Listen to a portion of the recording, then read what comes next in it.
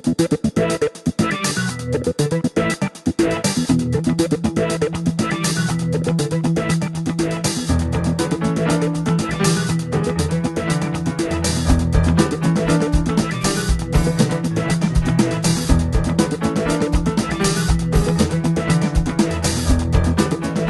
is a critical part of your business.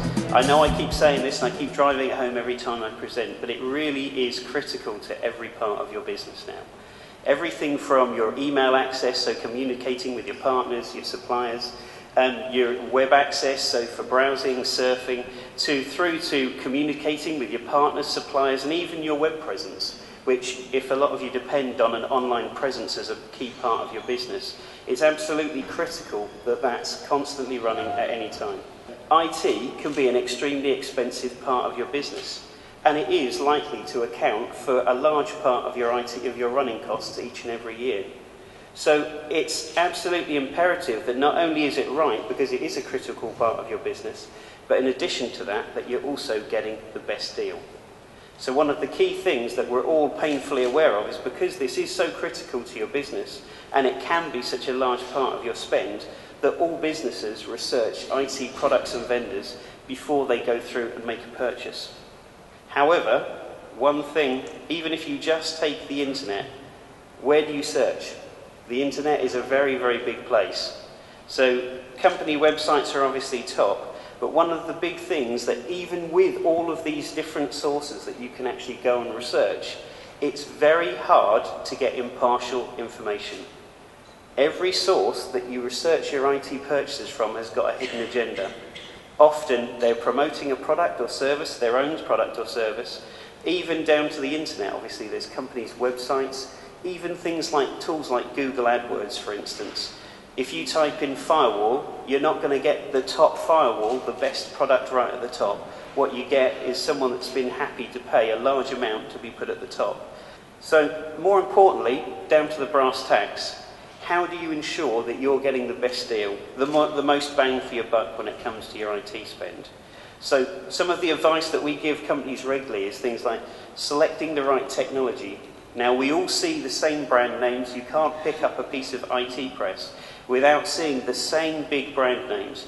But one thing we do say to businesses, don't go with the first vendor that you see. The fact is that there are over 4,000 different technology vendors that operate inside the UK. If you're looking at a technology, don't be afraid to ask for a free trial. Don't be afraid to say, I'd like to see this working before I commit. And just as important as selecting the right technology is choosing the right supplier. Just because a company can supply you a product doesn't mean to say they should supply you a product. If, for instance, your organisation is a 24/7 organisation and you work around the clock, it's pointless partnering with a company that's open Monday to Friday from 9 till 5. Because what happens when the product they've supplied you goes wrong at 2 o'clock in the morning? What businesses are looking for now is a faster and easier, more reassuring way of helping with those complex IT decisions. And that's where Compare the Where comes in. CompareTheWhere.com, we're a business portal. So we are an IT search portal. So everything from laptops, desktops, right the way through to servers and high-end infrastructure. But the whole point of this is it's a central point for you to research your IT purchases moving forward. So you could come to the site, for instance, and if you're looking for a web filtering solution, you can literally type web filtering into our search engine, and it will immediately show you vendors that actually meet your requirements. And completely impartially, what you can then do is you can actually go through, read a little bit more about those different technologies, and even cheekily compare them side by side if that's what you want to do. And then just as importantly, we actually, once you've selected your technology, you've chosen the one, you've made your own choice from the information that we've given you. But in addition to that, we then take you on to finding the right supplier. So immediately we list all of the different technology companies that actually can supply that product to you, but then we drill down into a lot more detail. So what we're doing is, just because they can supply you the product, we actually say what's important to you as a business from your supplier, and we then filter the results based on there. And the best part of all, it's completely free. So this, moving forward, will be a very, very valuable business tool for anybody that's purchasing IT. Easy Life Cleaning Services is a commercial cleaning company. We've been going 21 years and we provide all kinds of cleaning services, and we are based in East Anglia, but mainly Suffolk is our core area for business. Contract cleaning is often considered to be the Cinderella of the service industries. However, it's important to remember it's still a business with commitments that any business has. Legislation, public liability insurance, compliance, health and safety, HR management, to name but a few. And then there's service quality, supervision, training, relief cover, uniforms, plus some normal overheads such as transport, IT, phones, stationery, etc. So, we urge you to choose your contract cleaner very carefully. You need to get the best out of the relationship, and therefore you will get good value for money. So I ask you these questions.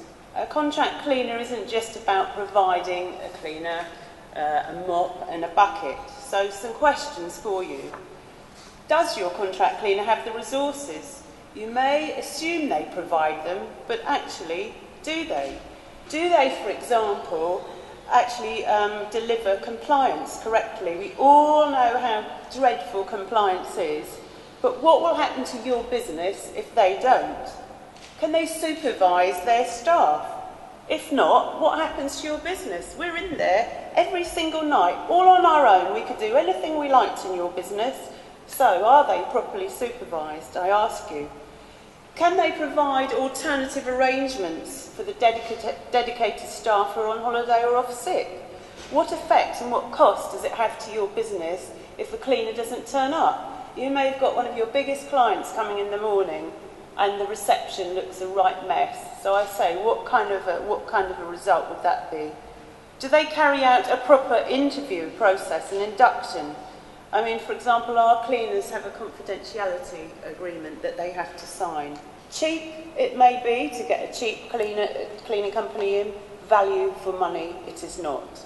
A cleaner, a mop and a bucket, that's fine, we can do all that.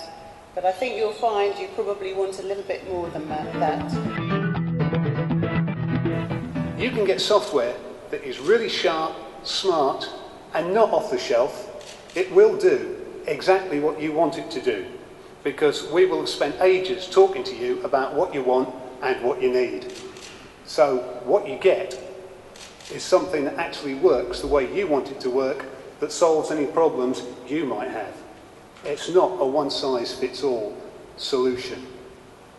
I was looking for something that summed up the nature of collaborative software, and I spent ages floating through different images of teams, most of which seemed to be young people in suits smiling at a camera and holding a folder. And I thought, that's not really what it's about. And then I saw the Huskies. I thought, that is what it's about. It's about working together, making something happen. Now, I know that growing collaborative, creative communities does sound an awful lot like an article in The Guardian. But it's actually about making the software work for you and do the job that you want it to do. Your work, whatever it is, whatever your company or organisation does, your work goes up in the cloud. It's safe and it's secure there. Then everyone who needs access to that gets that access. You treat it like forums and threads on the internet. Everybody who's involved in that project makes a contribution. The system then whacks an email out to everybody else so they know something else has come in. And you can access this whenever you like. How many of you have had an idea about work at 10 o'clock at night which you've forgotten by the next morning? It happens to all of us. You think, oh, that's a great idea, and then it goes. Doesn't have to. Whack it into your iPhone. And then, after a few weeks, you'll be thinking to yourself, why didn't I do this a long while ago? Because it does make your life simple. Everything And I mean everything about your project or projects or whatever else you call them, because we will customise this to how you want it to work, has its own special place on the internet, a place that belongs to you, your team, your managers. All the information that used to ooze out of the office door or was locked in one person's head is now available to everyone, which is quite handy if your company has more than one site. You have people who work away from your main base. They can then access everything that your company has on file. As everything is in one place, the actual work gets done that bit quicker, but not because the pace of the work is accelerated, but rather the long, tedious, I'm waiting for Rodney to get back to me gaps get shrunk. As the gaps get smaller, your company or organisation gets a reputation for delivering results quickly. Then other people will be phoning you first. Collaborative software, it won't make you a better builder, a better engineer, magazine publisher or accountant, but it will make you a more efficient one. The thing to note really about social media is that it's nothing new. It's using technology to do what we've always done, to communicate, to catch up, to pass on information. So why use it? It's really about sharing information, and the emphasis is on sharing, not broadcasting. As Mike said earlier, you know, when you search for information on the internet, you often hear it from the brands themselves. And how reliable really is that information? A recommendation from a stranger is actually probably worth more to you.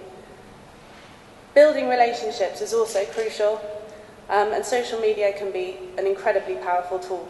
Also for customer service, Vodafone, for example, if you tweet them a question, or maybe as I did, complain that your phone hasn't arrived yet, the response time is incredibly quick. So because it's out in the public domain, you're actually getting a much better level of customer service, and you can also pass that on to your customers. Essentially, it's a cost-effective marketing, sales and client servicing tool. So 72% in a recent survey have said that they use it to close business deals. I have to say I was quite surprised at that statistic, but I find closing business deals one of the hardest things in the world to do. So I find it quite reassuring that social media can be used to actually bridge the gap between what you want to achieve and what you really do achieve. 45% for forging new partnerships. Well, as I've said, my personal experience of that is 100% spot on. And I think, especially having moved into another community, having moved up here from London, I found it an incredibly quick, easy and effective way to meet new people who I can work with in business. 65% on improving search engine rankings. Again, something that you don't have to pay for the Google AdWords that were mentioned earlier. You can actually just up your activity on the social web, and that will increase your position in the search engine rankings. KLM, an international Dutch airline, created a social media experiment because they weren't convinced that social media was going to work for them.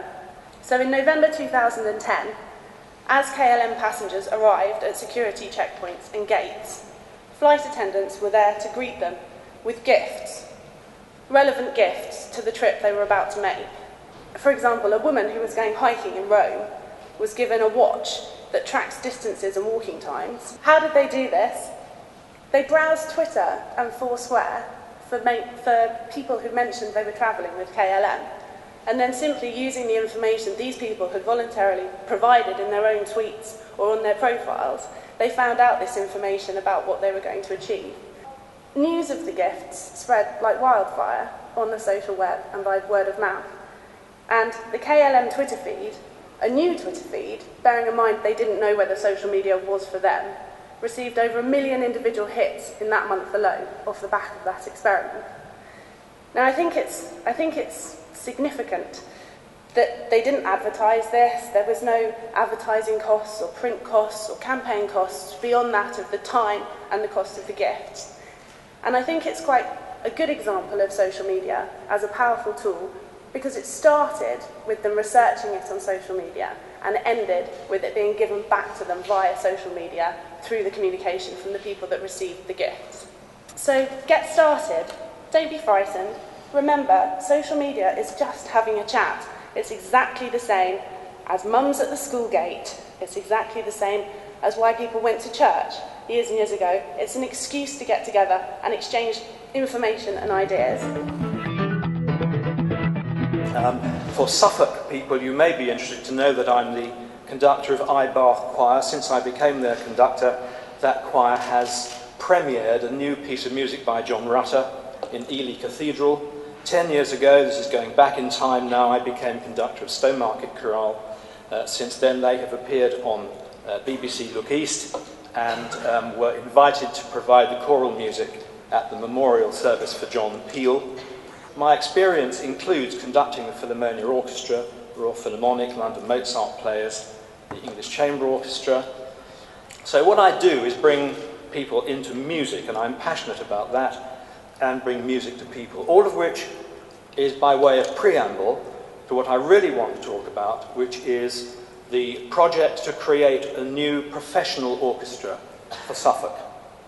So what kind of orchestra will it be that I want us to create in Suffolk? Well, it will be a full symphony orchestra of around 60 players when it's at full strength, but it will be flexible. It will be capable of providing, for example, a wonderful string orchestra of around 25 players. It will be capable of providing groups of professional musicians to engage with community and education in all sections of the orchestra: string, wind, percussion, and brass. Now, you may be thinking to yourself, I hope you are thinking to yourself, this is going to cost a fortune. Well, yes it is, but not so much of a fortune as it would cost were those players to be paid full-time on contract. The thing has to start modestly. Maybe that will be the pattern which builds it up, starting with just a few concerts and increasing right across the county of Suffolk, with everything depending on funding. What will the orchestra bring to local people? Well, obviously, a standard of music in the places where people live. But more than that, members of the orchestra will be providing community programs. What do I mean by community programs? Well, working with people during the day, enabling all kinds of people to enjoy music. We're in a therapeutic situation with music, working with people in residential care with music. And then, of course, with young people, vitally important that young people are inspired by seeing the very finest players providing music and showing them how to make music themselves. Now, of course, the issues are, where is this outfit going to play? Of course, it would play at the major venues around Suffolk, but also it would go into town venues such as the churches in towns such as those, but not only those, and indeed in village churches too, and other venues. So this would be something which would work its way into the fibre of Suffolk life. When might this happen? Well, this is embryonic. I'm delighted to have the privilege of speaking with you this morning, because this thing is at square one, or maybe even square zero. I am at the moment in the process of negotiating with venues, with statutory authorities, and with many other people to make this work. What I know I've got is the orchestra, the players. Some of the finest players in the country are very keen to take part in this project. What is harder than having the finest players in the country is having the money to do it, the places to do it in, and the opportunities to do it. Now, I need to be open about the fact that I've come here this morning to ask your help. I contemplated rephrasing that as what opportunities are there to engage with this project? And I thought, well, why use words with so many syllables when help has only one? Why do I need help? Well, partly because orchestral music is not economic. As I said at the beginning of this presentation, this is not a business. That is to say, when you add up what it costs to do and divide that by the amount of money that you get from selling tickets, the answer is in red. And that's the way. Orchestral music has come down to us from a time of huge wealth and huge patronage. And in today's world, packages need to be put together which provide the necessary funding, not exclusively from ticket sales. The other reason I'm asking for your help is because at the moment the team is me.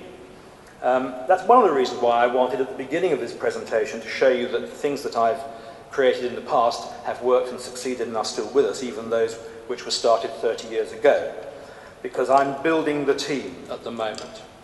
So of course, yes, I'm going to be on the trail looking for business sponsorship.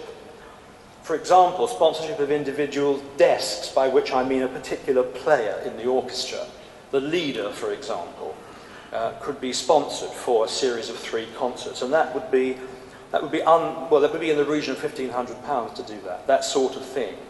A figure that could make sense in a lot of business budgets, and so on upwards. Concert sponsorship, season sponsorship, and ultimately, a few years down the line, organisation level sponsorship of the kind that major orchestras elsewhere receive from some of the biggest corporations.